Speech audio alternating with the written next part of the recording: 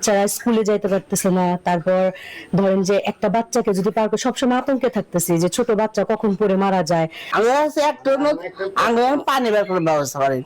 আমরা যেহেতু গর্তে বাইরে বের পাচ্ছি না, অসুস্থ হয়ে যেতেছি।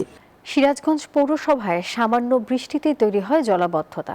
ড্রেনেজ ব্যবস্থা না থাকায় দীর্ঘদিন জমে থাকছে নোংরা পানি, আর এ কারণে চরম দুর্ভোগে দিন কাটাতে হয় এলাকাবাসীদের। ময়লা এবং পয় বর্জ্য মিশ্রিত পানির কারণে এলাকায় ছড়িয়ে পড়ছে পানিবাহিত নানান রোগ।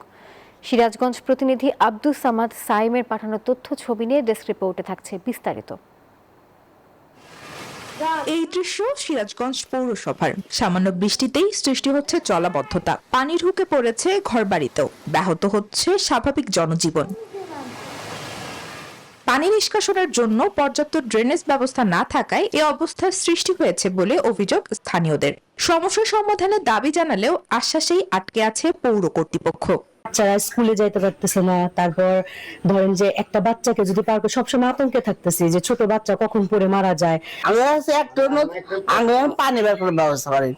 আমরা যেহেতু গর্তে বাইরে বের পাচ্ছি না, অসুস্থ হয়ে যেতেছি। সব মশার বিরুদ্ধে সুরক্ষা দিতে এলো বসুন্ধরা এক্সট্রিম অ্যারোসল। মশার বিরুদ্ধে এক্সট্রিম সুরক্ষা। এইভাবে এত কষ্ট থেকে অর্থাঙ্গন দেখেন মৃত্যু দেওয়া যায়নি।